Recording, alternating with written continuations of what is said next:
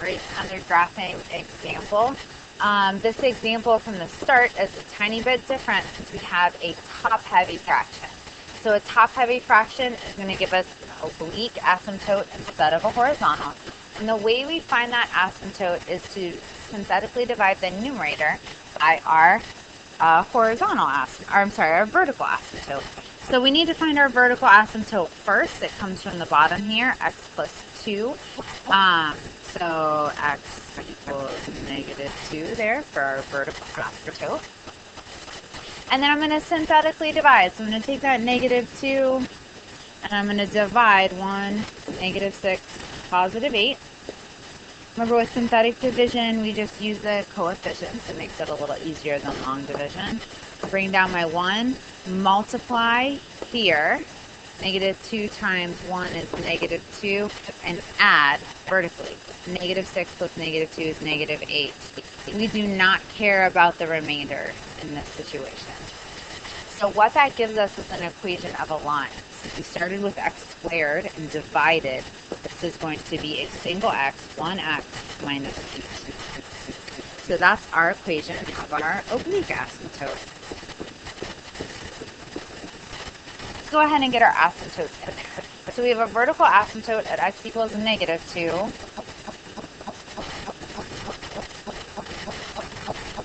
And we have our oblique asymptote at -1x plus 8. So I'm going to start at, I have the sign switch. Helps if you copy your problem, right? 1x minus 8. There we go. Sorry about that. Copied that wrong. So I'm going to start at -8. That's my y-intercept. And my slope is up 1 over 1. So you have to be careful on this grid. We're going by 4s on the y. So you got to go by 4s on the x as well. So up to -4 over to 4. Really, you want to make sure you're crossing there at 8.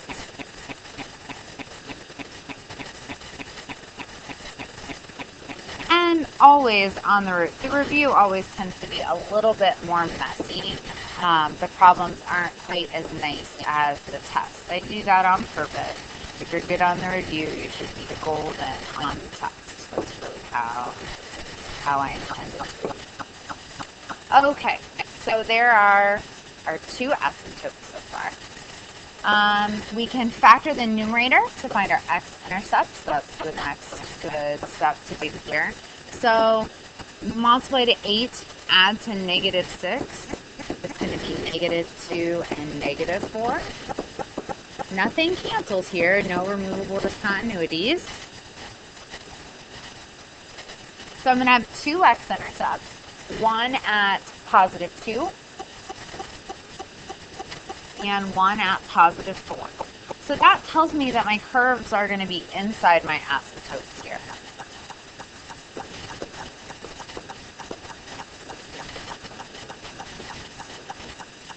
I'm going to go ahead and find my y-intercept, and then we'll put this into our calculator. To find our y-intercept, we're going to plug in 0 for all of our x's.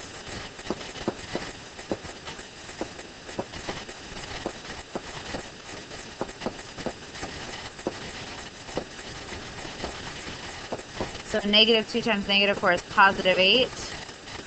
Divided by 2 is +4.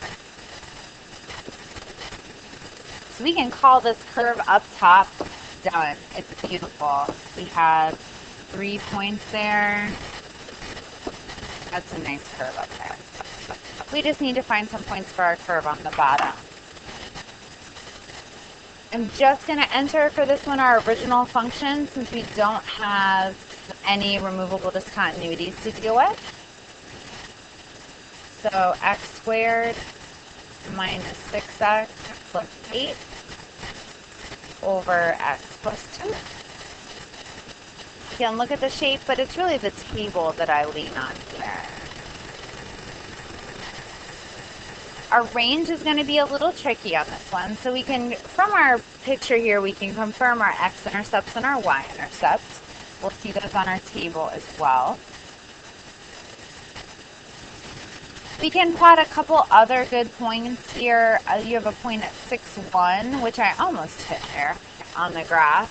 But let's get to the other side of our vertical asymptote. There's our vertical asymptote at -2.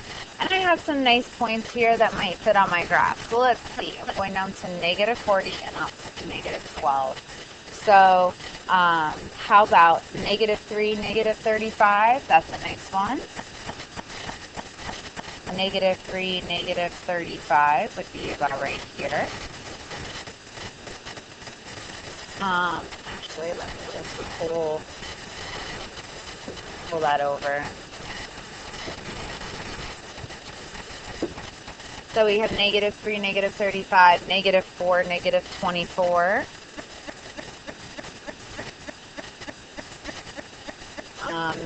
-5, -21. -6, -20. And you can see that's where we're making a turn here. -8, -20. So we're going to have a maximum between -6 and -8. And then -10, -21 again.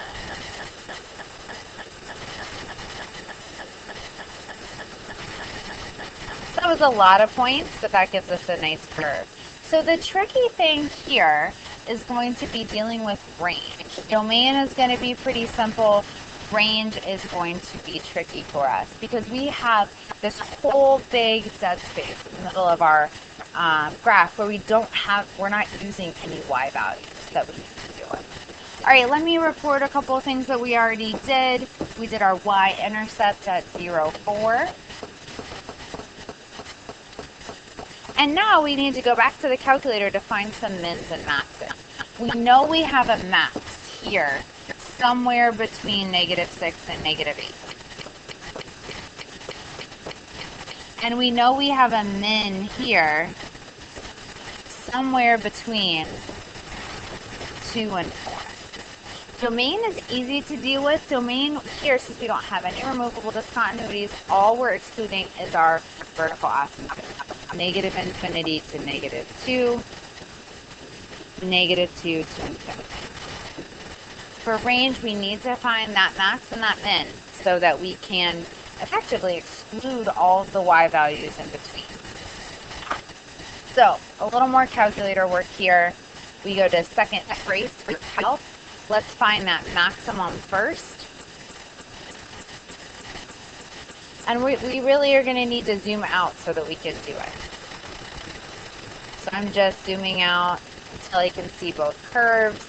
And then I'm going to do calc max to find the maximum of that bottom curve.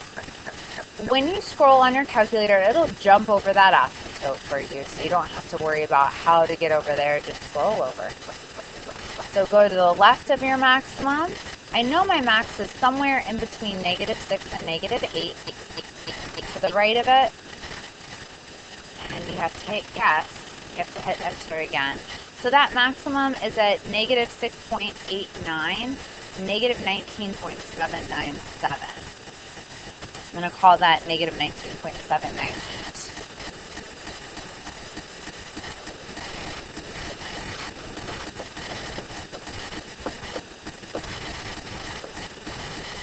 And we need to do the same process to find the minimum of our top curve there. So back to calc. Now we're going to say min instead of max. We're to the left of our min right now. Ooh, actually that's not going to work because of the way that function dives. So I need to start over. I need to get up to that top curve before I start telling the calculator what to look, where to look, or it's going to look in the wrong place. So I'm to the left of my minimum. Scroll a tiny, oh goodness. Scroll a tiny bit, and sometimes my calculator on my smartphone totally freaks out.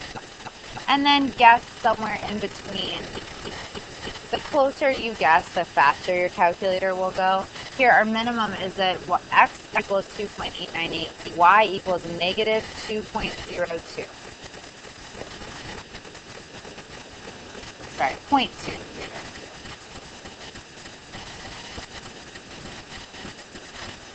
So where does this function live for the range? Well, it lives from negative infinity to negative 19.798. We're going to include that.